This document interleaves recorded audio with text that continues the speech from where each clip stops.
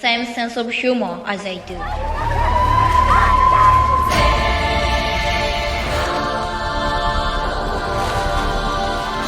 怒りを感じている怪人だ。権利を勝ち取るべきじゃないのか。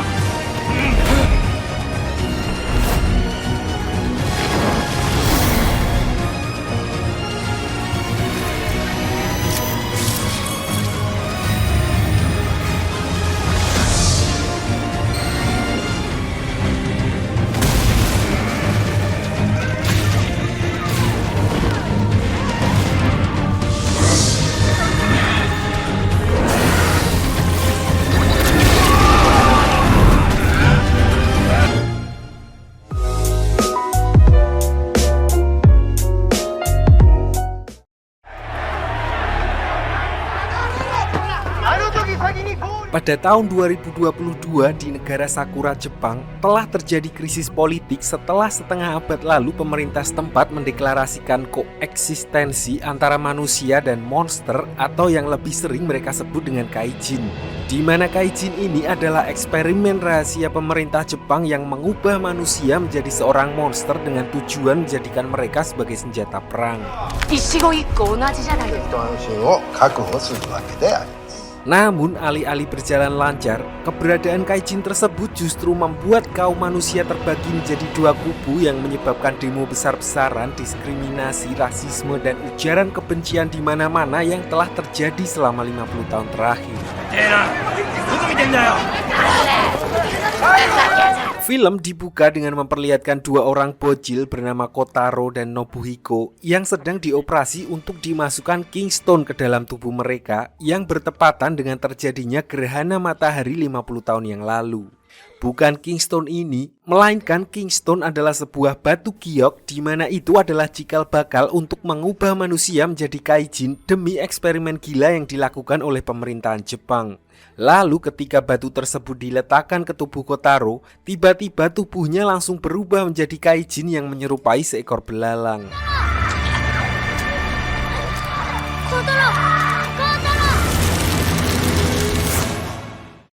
50 tahun kemudian atau lebih tepatnya di tahun 2022, diperlihatkan seorang bocil sekaligus aktivis HAM muda berumur 14 tahun bernama Aoi yang sedang berpidato di kantor PBB New York. Sana, nyebrang.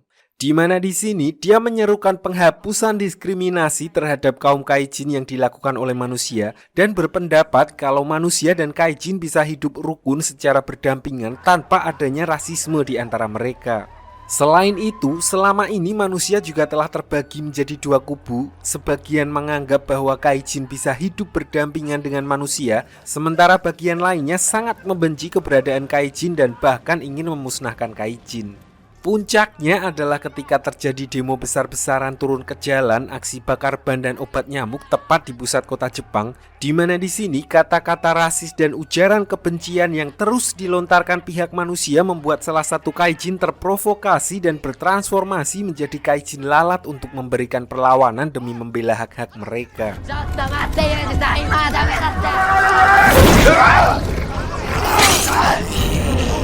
Di sini bahkan kaijin yang lepas kendali tersebut menyerang dua orang polisi yang berusaha mengamankan demo, yang membuat salah satu polisi terpaksa mulai menembak kaijin yang lepas kendali tersebut.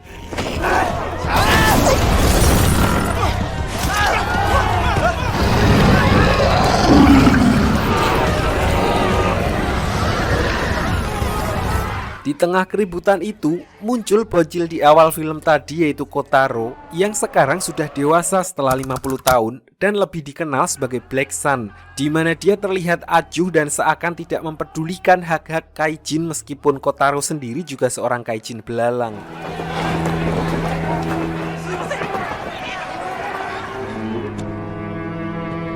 Dalam usianya yang setengah tua, Kotaro tinggal di sebuah bus tua dan harus menahan rasa sakit setiap hari akibat Kingston yang ditanam di dalam tubuhnya yang memaksanya harus bergantung dengan obat bius. Dan untuk menebus obat bius tersebut, dia terpaksa menagih utang ke kaijin lainnya yang memiliki hutang kepadanya.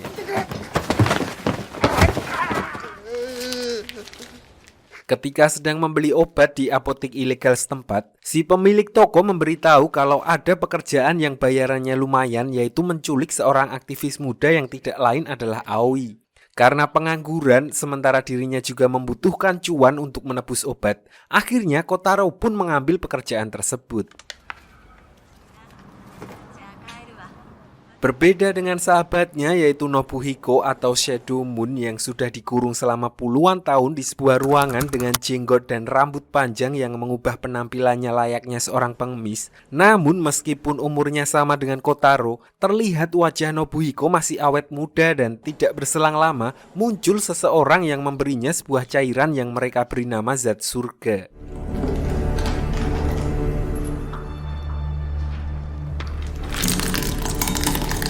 Kembali ke Aoi dalam sesi wawancara seusai dirinya berpidato setelah kepulangannya ke Jepang, Perdana Menteri Jepang memberi apresiasi terkait pidato yang disuarakan oleh Aoi tentang penolakan diskriminasi terhadap kaum kaijin. Tidak hanya itu, di hadapan para wartawan, Aoi juga menyampaikan kepada Perdana Menteri untuk menciptakan masyarakat tempat manusia dan kaijin bisa hidup secara harmonis berdampingan tanpa adanya perbedaan di antara mereka. Sebelum pergi meninggalkan sesi wawancara, Perdana Menteri sempat membisikkan ke telinga Aoi untuk bergabung dengan partainya di masa depan karena selain menjadi Perdana Menteri, beliau juga adalah pemimpin partai politik terkemuka di Jepang yaitu Partai Gorgom.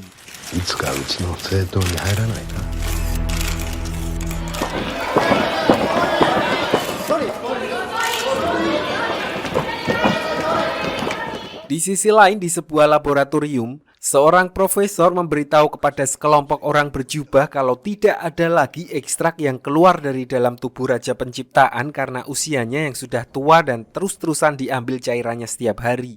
Di mana Raja Penciptaan ini adalah seekor belalang raksasa pertama yang diciptakan oleh ilmuwan Jepang untuk diambil cairan atau zat surga dari dalam tubuhnya. Sedikit info untuk yang belum paham, jadi zat surga ini adalah semacam imun atau obat kuat lah untuk meningkatkan metabolisme tubuh seorang kaijin. Tidak hanya itu, zat surga juga mampu meningkatkan kekuatan sekaligus membuat seorang kaijin awet muda. Jadi intinya jika sampai stok zat surga habis, maka kehidupan para kaijin akan terancam. Di sini seorang kaijin bernama Bilgenia menyuarakan kekesalannya karena meskipun Raja Penciptaan mengeluarkan zat surga sebanyak mungkin, hal itu akan sia-sia karena selama ini peredaran zat surga dikuasai oleh Perdana Menteri.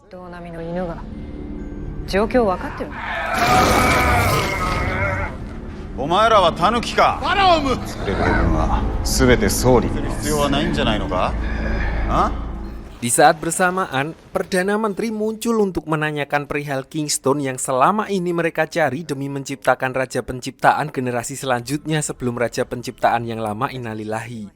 Di sini terlihat jelas kalau mereka semua tidak menyukai Perdana Menteri karena sifatnya yang arogan dan sok berkuasa. Namun entah kenapa mereka terpaksa menuruti semua perintah dari Perdana Menteri. Di sini mereka lalu kembali menonton pidato Aoi di mana Bilgenia baru menyadari kalau ucapan yang dikatakan Aoi sewaktu berpidato merupakan penggalan kalimat dari seseorang yang bernama Oliver Johnson. Belum diketahui pasti siapa sosok Oliver Johnson, namun Bilgenia langsung menyuruh bawahannya untuk segera mencari Aoi.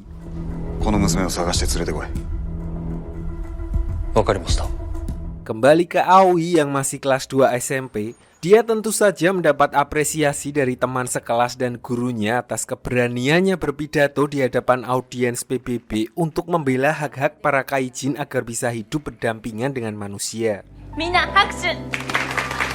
Namun momen kebahagiaan itu seketika menjadi rusak ketika sekelompok pendemo dari pihak manusia kembali menyuarakan untuk mengusir kaijin keluar dari wilayah Jepang. Bahkan mereka menyebut Aoi adalah seorang pengkhianat ras manusia karena telah membela kaijin. Ketika Aoi bersama sahabatnya yang bernama Shunsuke, seorang kaijin burung emprit yang sedang berada di dalam bus untuk pulang, diperlihatkan kalau Shunsuke mendapat diskriminasi dari orang-orang yang tidak menyukai keberadaan kaijin, namun Aoi dengan berani membujuknya untuk tidak memperdulikan perkataan orang-orang tersebut. Dari sini bisa disimpulkan kalau Aoi adalah tipikal orang yang open-minded dengan sifatnya yang kritis untuk berani melawan orang-orang yang menilai seseorang dari sampulnya. Saat dalam perjalanan pulang, dari arah belakang ternyata Kotaro sudah mengikuti mereka berdua dengan niatan menculik Aoi untuk diserahkan kepada orang yang mencarinya demi mendapatkan cuan untuk menebus obatnya. Namun tanpa diduga dari arah depan juga muncul seorang kaijin laba-laba yang sebelumnya telah diutus oleh Bilgenia untuk menangkap Aoi.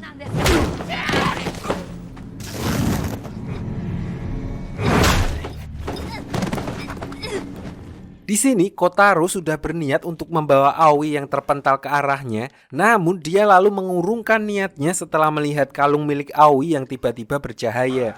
Bahkan ketika Kotaro memegang kalung tersebut, hal itu juga bereaksi terhadap Nobuhiko.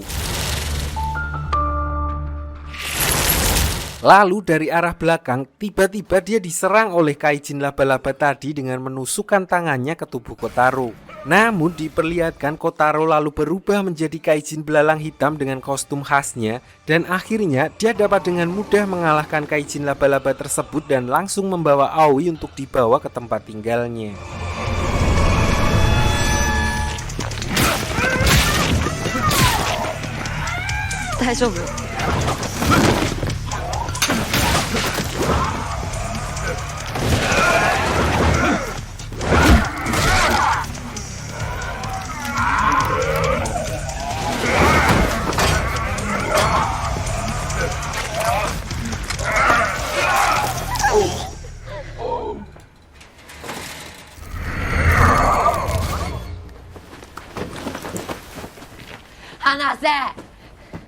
Di sisi lain, anggota kaijin yang berada di partai Gorgom juga merasakan aura Kingstone dan tidak menyangka kalau Kotaro yang selama ini dijuluki sebagai Black Sun sekaligus penerus Raja Penciptaan masih hidup.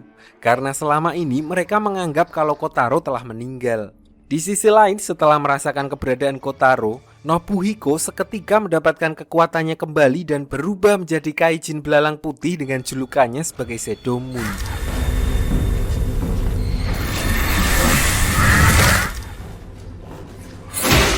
Selanjutnya, dia lalu pergi ke ruang penyimpanan untuk mengambil simpanan zat surga dan segera pergi dari tempat tersebut untuk mencari keberadaan Kotaro.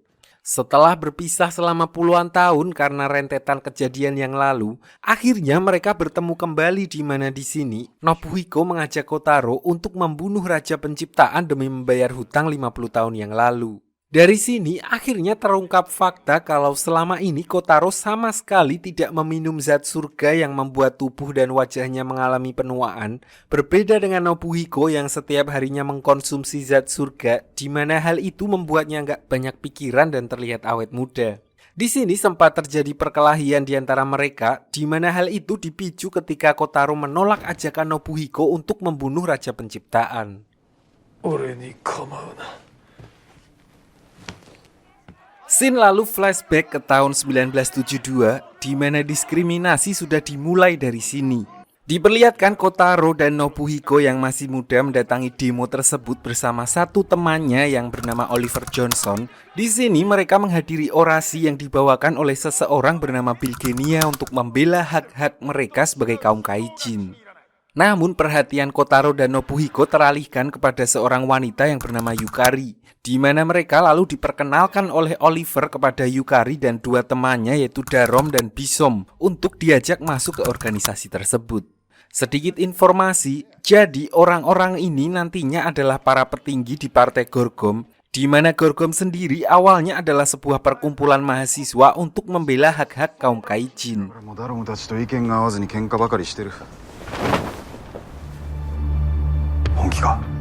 Setelah mereka berdua bergabung dengan Gorgom, malam harinya mereka berkumpul untuk lagi-lagi merencanakan demo besar-besaran dengan menyebar poster di mana-mana. Di sini Nobuhiko sempat tidak menyetujui demo tersebut menggunakan kekerasan, namun Yukari langsung menyangkalnya dengan berkata kalau tidak ada jalan lain karena mereka hanya akan mati sia-sia jika tidak melawan. Keesokan harinya, mereka kembali mengadakan meeting di mana di sini Yukari berniat untuk menculik cucu Perdana Menteri dan akan dijadikan sandera untuk menekan Pak Menteri agar membuat undang-undang tentang diskriminasi para kaijin. Dan di sini orang yang pertama kali menyetujui niatan tersebut justru adalah Nobuhiko sendiri.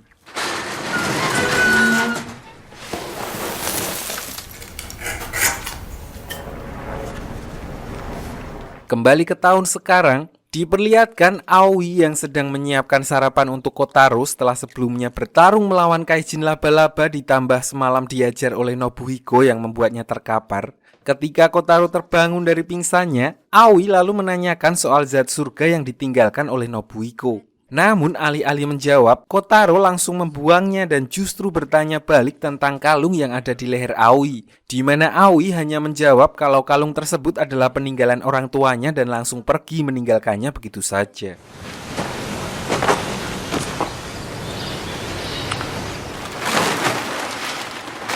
Kembali ke Aoi, kembalinya ke rumah. Dia tiba-tiba mendapat telepon dari orang tua kandungnya yang memberitahu kalau sore nanti mereka akan sampai di Jepang dan ingin segera bertemu dengannya. Mendengar hal itu, Aoi pun dengan senang hati langsung menyetujui ajakan tersebut setelah ditinggal selama bertahun-tahun. Di tengah perjalanannya, dia sempat bertemu dengan temannya seorang kurir pengantar paket yang bernama Nick, di mana mereka berdua mampir ke warung untuk makan siang. Tidak berselang lama, Shunsuke juga muncul untuk bergabung. Namun di sini pun dia kembali mendapat diskriminasi dari si pemilik resto yang mengusirnya. So mereka lalu memutuskan untuk kembali ke rumah Aoi sebelum dirinya bertemu dengan orang tua kandungnya. Namun begitu sampai di dalam, mereka sangat terkejut setelah melihat orang tua angkat Aoi yang sudah tewas dihabisi oleh seorang wanita suruhan Gorgom untuk menculik Aoi. そいつを人質にするつもりか。何を言ってる姉もね。それを奪ってくればいいのね。 Di sini, Aoi pun langsung ditangkap oleh wanita itu yang sudah berubah menjadi kaijin mawar, sementara Shunsuke dapat dengan mudah disingkirkan. Tidak berselang lama, tiba-tiba Kotaro yang ternyata dari tadi membuntuti Aoi pun muncul untuk melawan wanita mawar tersebut. Namun saat ingin bertransformasi, ternyata seluruh ruangan tersebut telah dipasangi bunga beracun yang membuat kekuatan Kotaro tidak berfungsi. Di saat bersamaan, dari balik pintu tiba-tiba Nobuhiko juga muncul di mana kedatangannya langsung membuat kaijin mawar tadi melarikan diri. Di sini Nobuhiko lalu memberikan zat surga kepada Shunsuke untuk mengobatinya, sementara Kotaro mengejar wanita mawar yang membawa Aoi. Namun lagi-lagi dia gagal berubah karena masih terkena efek bunga beracun. Disinilah Nobuhiko langsung berubah untuk menyerang wanita mawar tersebut dan tanpa membutuhkan tenaga yang berlebih, Nobuhiko berhasil membantai wanita itu dengan menganut tubuhnya.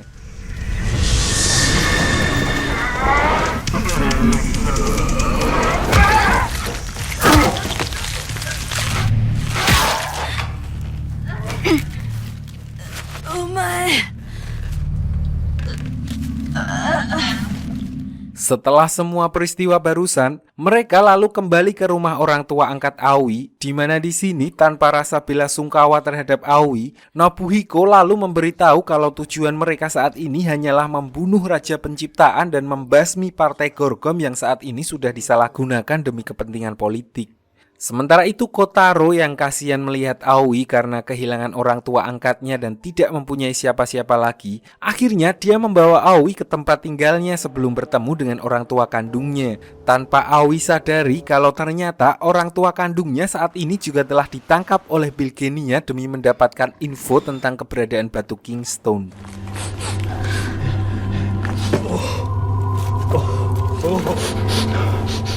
Sementara itu di sisi lain, diperlihatkan Perdana Menteri yang sedang mengunjungi penjara untuk mengambil beberapa tahanan di sana, di mana ternyata Perdana Menteri mengumpulkan para lansia dan tunawisma dengan kedok mereka akan direkrut untuk bekerja di perusahaannya.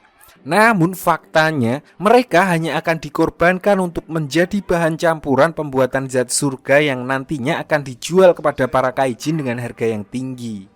Tidak hanya itu, Ekstrak cairan biru dari Raja Penciptaan juga dipakai untuk mengubah manusia menjadi kaijin untuk nantinya diperjualbelikan kepada kaum elit global sebagai peliharaan, pengawal, atau bahkan dilatih untuk menjadi seorang DC pinjol.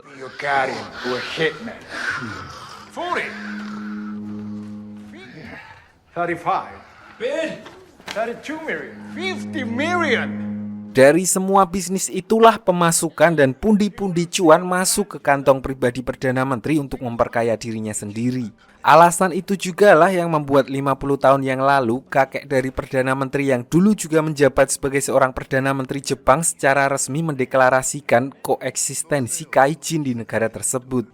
Karena di balik itu semua, Pak Menteri dan para petinggi lainnya menghasilkan uang setiap bulannya melebihi UMR Sragen.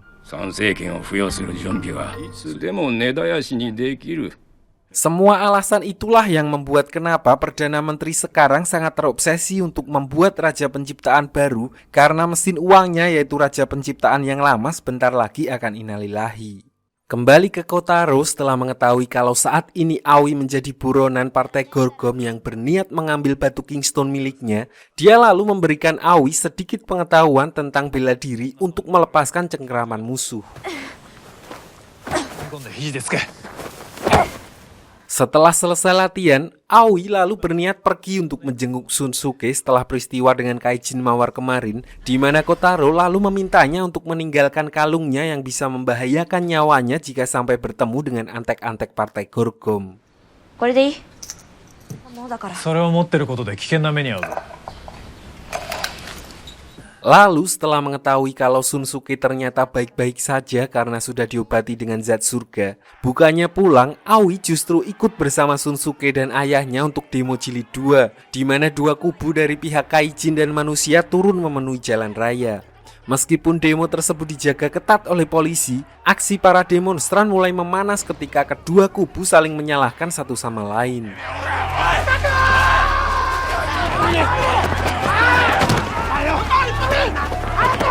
Di saat itulah Nobuhiko muncul dan langsung membuat kedua belah pihak terdiam. Di sini Nobuhiko yang juga seorang kaijin menyatakan dengan lantang untuk tidak tinggal diam dan berani melawan diskriminasi tersebut agar harga diri mereka tidak diinjak-injak. Semangat berapi-api yang dipertontonkan Nobuhiko barusan akhirnya mendapat respect dari kubu kaijin, namun sebaliknya kubu manusia yang tidak setuju dengan pernyataan tersebut justru melemparinya. おじさんのお友達。だからお前たちはもっと怒っていい。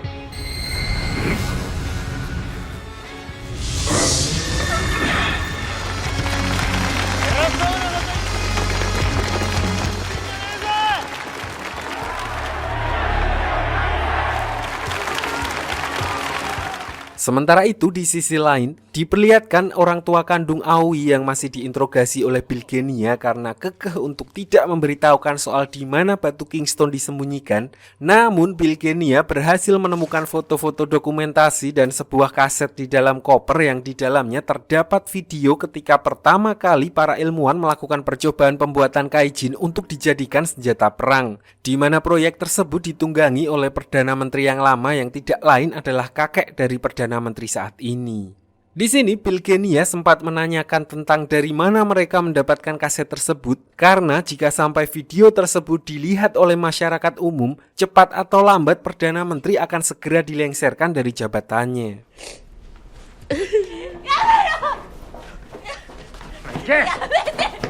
Lalu ketika Bilgenia dipanggil oleh Perdana Menteri untuk memberikan keterangan soal batu Kingston milik orang tua Aoi, di sini dia memilih tutup mulut soal kaset yang barusan dia temukan dan menjawab kalau orang tua Aoi memiliki petunjuk lain tentang di mana batu Kingston disembunyikan. Kembali ke Kotaro yang tiba-tiba didatangi oleh seseorang yang bernama Kujiro, yaitu kaijin paus, di mana Kujiro ini adalah teman lama sekaligus orang suruhan dari petinggi Partai Gorgom yang ditugaskan untuk mengambil batu Kingston milik Kotaro. だったら奪ってみろよ。 「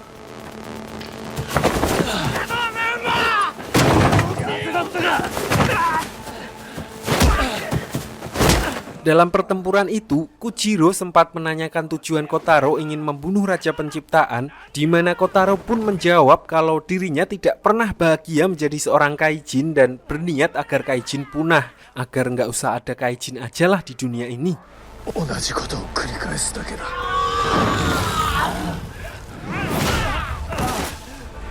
怪人がいなくなる。 Di tengah pertempuran tersebut, Aoi tiba-tiba muncul untuk menghentikan pertengkaran mereka yang membuat Kojiro pergi dari tempat tersebut. クジラの人もだよ。 Scene lalu kembali ke 50 tahun lalu di mana Nobuhiko, Kotaro, dan yang lainnya telah berhasil menangkap cucu dari Perdana Menteri.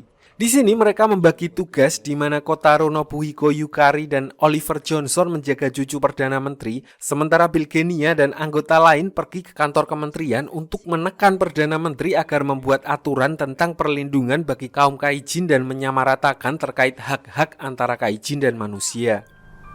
参政権を付与する準備はこの場に応じたのは Namun proses negosiasi tersebut mulai memanas ketika Perdana Menteri menyatakan kalau sebenarnya dia menyetujui permintaan para kaijin bukan karena cucunya diculik, melainkan dia memiliki tujuan lain yaitu memaksa para kaijin untuk menyerahkan Raja Penciptaan dan menjadikan para kaijin sebagai pasukan militer yang berperang di garda terdepan.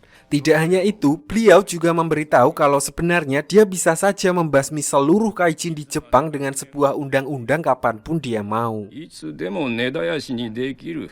そうせよは私が預かる。 Pernyataan Perdana Menteri barusan ternyata membuat Bilgenia yang sedang menunggu di luar emosi dan langsung menghabisi semua pengawalnya. Bahkan dia menerobos masuk dan berniat untuk menghabisi Perdana Menteri sendiri. Beruntung di saat itu juga, anggota lain yang bernama Bisum dan Barom langsung menghentikannya, di mana di sini Darom terpaksa menyetujui permintaan Perdana Menteri, yang berarti juga dia menjual organisasi Gorgom untuk berkoalisi dengan Perdana Menteri, di mana itu dilakukannya untuk menjaga agar kaum kaijin tidak dimusnahkan.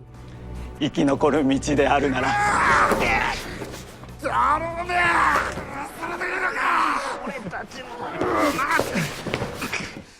Sedikit informasi untuk yang nilai bahasa daerahnya revisi, kok namanya mirip-mirip Darom Bisum Barum. Jadi ketiga orang ini dulunya adalah anggota Gorgom. Darom yang kurus ini karena dia menolak untuk meminum zat surga sekarang sudah menjadi tua. Lalu Bisum yang ini yang cewek, lalu Barom yang kecil nggak gede. Dan karena keduanya aktif meminum zat surga jadi tidak bertambah tua. Lalu nantinya karena perjanjian tadi, mereka jadi harus menuruti perintah Perdana Menteri hingga akhirnya cucunya yang disandra oleh Kotaro memenangkan pilkada dengan organisasi Gorgom yang sudah menjadi partai dan menjadi Perdana Menteri generasi sekarang. 取っ払い始めているわけであります。 Balik ke cerita setelah kesepakatan tadi, seekor kaijin kelelawar lalu memberitahu kepada Kotaro dan yang lainnya kalau intinya proses negosiasi tidak berjalan sesuai dengan apa yang mereka rencanakan. Nobuhiko yang emosi mendengar kabar barusan pun langsung meluapkan kekesalannya dengan menghajar cucu Perdana Menteri saat itu juga.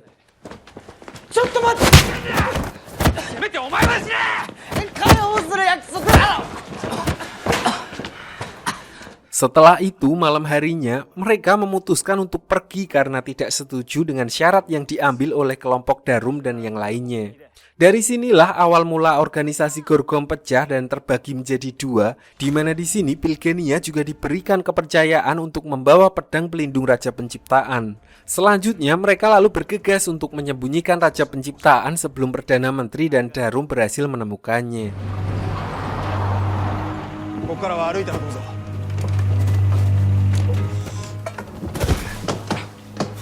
Sementara itu Bisum, Darom, dan Barum yang mengetahui kalau Raja Penciptaan telah dibawa kabur dan disembunyikan oleh kelompok Kotaro lalu menginterogasi satu temannya yang bernama Komori, di mana di sini dia dipaksa untuk mengatakan kemana sebenarnya Raja Penciptaan disembunyikan. Dan ternyata Raja Penciptaan sengaja disembunyikan di sebuah gedung tua yang berada di hutan agar tidak disalahgunakan oleh Perdana Menteri. ここを軍事拠点にしよう。Keesokan harinya, diperlihatkan Kotaro dan Nobuhiko yang sedang berlatih adu mekanik, di mana setelah selesai latihan, mereka sempat memakan zat surga pemberian Bilgenia untuk memulihkan tenaganya, dan itu adalah pertama kali mereka merasakan efek yang ditimbulkan setelah memakan zat surga. 体の中にもう一つ太陽ができる。 Scene lalu kembali ke tahun sekarang, di mana diperlihatkan Nobuhiko yang membuat sebuah organisasi para kaijin sedang melatih para anggotanya yang secara sukarela mendukung tindakannya untuk mengambil alih Partai Gorgom untuk mengembalikan tujuan pertama kali organisasi tersebut didirikan, yaitu melindungi kaum kaijin dari diskriminasi. Setelah selesai latihan, Nobuhiko juga memberi masing-masing dari mereka zat surga untuk menambah kekuatan mereka.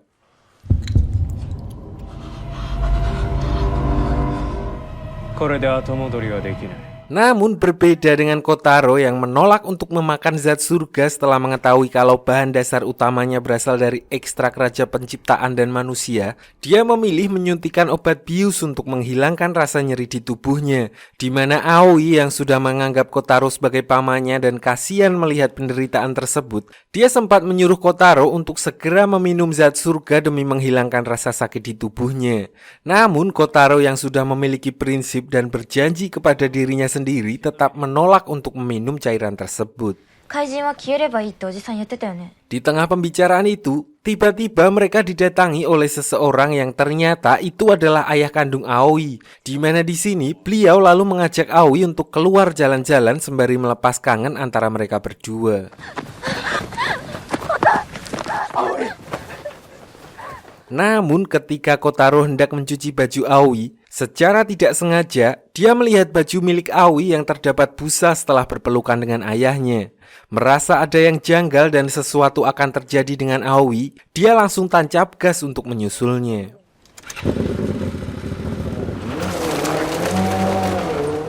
Namun di tengah perjalanannya, dia sempat dihadang oleh Nobuhiko yang juga menanyakan soal batu Kingstone milik Aoi. Di sini Kotaro menolak untuk menjawab pertanyaan tersebut dan sebagai laki-laki tulen Jepang non-wibu, mereka memilih untuk mengedepankan baku hantam terlebih dahulu.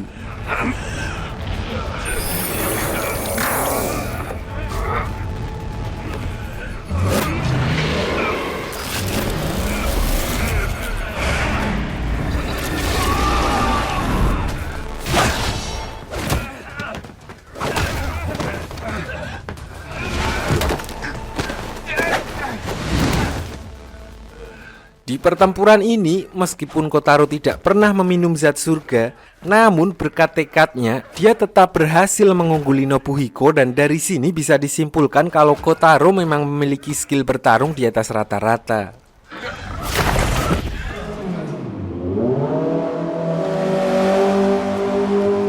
Kembali ke Aoi yang masih bersama ayahnya, di sini sang ayah sempat menanyakan soal kalung miliknya dan berusaha untuk merebutnya. Meskipun Aoi menolak, namun si ayah tetap memaksa bahkan mengancam akan membunuhnya. Dan yang terjadi adalah dari sini Aoi baru menyadari kalau ternyata ayahnya telah berubah menjadi seekor kaijin kepiting saus madu, di mana setelah interogasi kemarin ternyata dia telah dipaksa untuk menjadi kaijin oleh Bilgenia demi untuk merebut batu Kingstone yang dipegang Aoi. Yare. Kaijinになって自由に娘に合わせている。 Namun ayahnya tetap mengejar dan berhasil memojokkannya di sebuah ruangan. Lalu ketika ayahnya akan menyerang Aoi, tiba-tiba dari arah belakang Kujira, kaijin paus teman lama Kotaro kemarin yang melihat Aoi dikejar-kejar kaijin langsung datang untuk membantunya.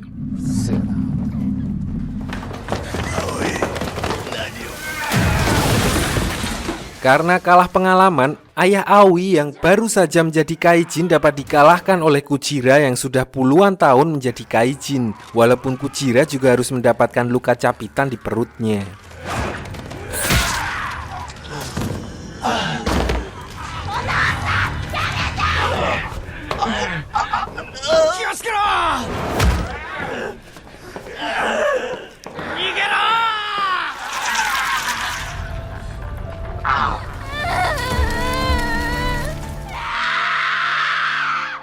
Sebelum pergi, Aoi lalu mengambil potongan tangan sang ayah sebagai kenang-kenangan terakhirnya, di mana di tengah perjalanannya pulang bersama Kujira, mereka bertemu dengan Kotaro yang dari awal mencari Aoi.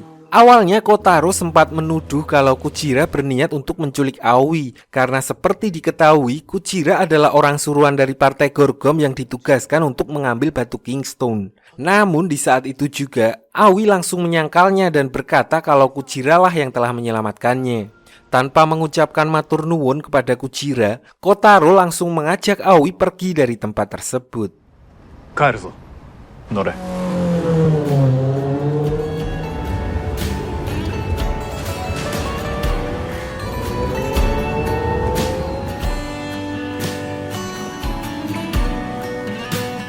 Keesokan harinya, Aoi lalu kembali bertemu dengan Nick, di mana di sini Nick memberitahu soal keberadaan ibunya yang berada di sebuah tempat tersembunyi. Tanpa rasa curiga sedikit pun, Aoi langsung menyuruh Nick untuk segera mengantarkannya ke tempat yang dimaksud. Tanpa mereka sadari, Shunsuke ternyata diam-diam mengamati mereka. Okay, so let's go. Di tempat lain, diperlihatkan Perdana Menteri yang sedang memarahi Darom karena tidak segera mendapatkan apa yang beliau cari, yaitu batu Kingstone untuk menciptakan Raja Penciptaan selanjutnya. Karena jika sampai Raja Penciptaan meninggal sebelum ada penggantinya, maka pendapatannya akan turun drastis. Sementara itu di sisi lain, diperlihatkan Kotaro yang terbangun dari tidurnya dan baru menyadari kalau ternyata Aoi belum pulang sampai saat ini. Tidak berselang lama, Nobuhiko bersama Shunsuke datang menemuinya, di mana di sini Shunsuke memberitahu kalau Aoi telah pergi bersama Nick ke sebuah tempat untuk menemui ibunya, di mana Nobuhiko memastikan kalau Aoi dibawa ke sebuah desa tempat pertama kali mereka diciptakan, dan mereka pun langsung bergegas menuju ke desa tersebut. お前は帰ってろ Kembali ke Aoi dan Nick, akhirnya mereka sampai ke tempat ibunya, di mana ternyata Nick sebelumnya telah bekerja sama dengan Bilgenia untuk menangkap Aoi demi mendapatkan batu Kingstone. Hal itu sengaja dilakukan Nick untuk mewujudkan keinginannya menjadi seekor kaijin. Aoi, gomen. Namun kenyataannya tidak seperti apa yang diharapkan, di mana ternyata Nick hanya dimanfaatkan, dan terkait janji Bilgenia yang akan mengubahnya menjadi seekor kaijin hanyalah hoax belaka. Karena pada kenyataannya, Bilgenia hanya ingin menggunakan ekstra kaijin untuk mengubah Aoi sendiri menjadi kaijin belalang dan menjadikannya penerus Raja Penciptaan selanjutnya. お前なんかに貴重なエキスを使うか Aoi! 逃げなさい!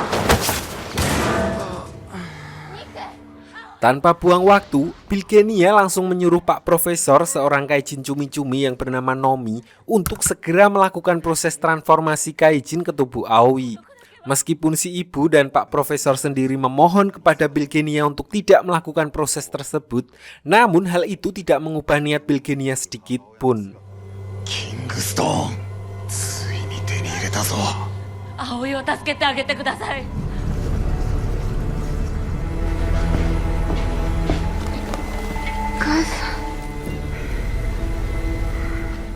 怪人になっても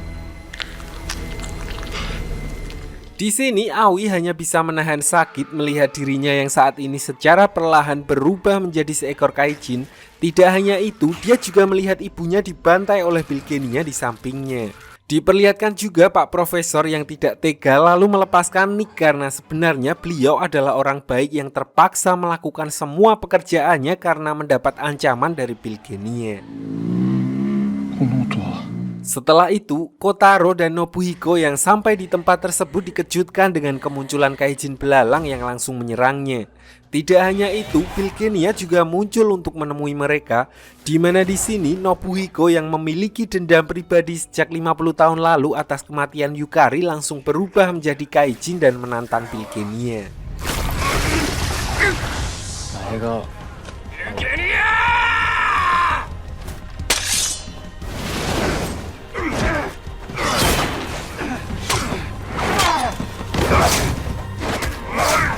Sementara itu Kotaro yang sedang berhadapan dengan kaijin belalang yang barusan menyerangnya dibuat terkejut setelah mengetahui kalau kaijin itu ternyata adalah Aoi yang telah dirubah menjadi seekor kaijin oleh Bilgenia.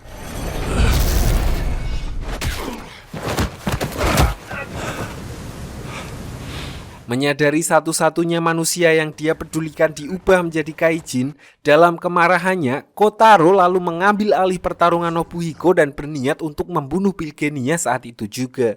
Di sini terjadilah momen awakening di mana Kotaro berubah menjadi Kamen Rider Black Sun dan kekuatannya saat ini bertambah berkali-kali lipat dari yang sebelumnya. Masaka.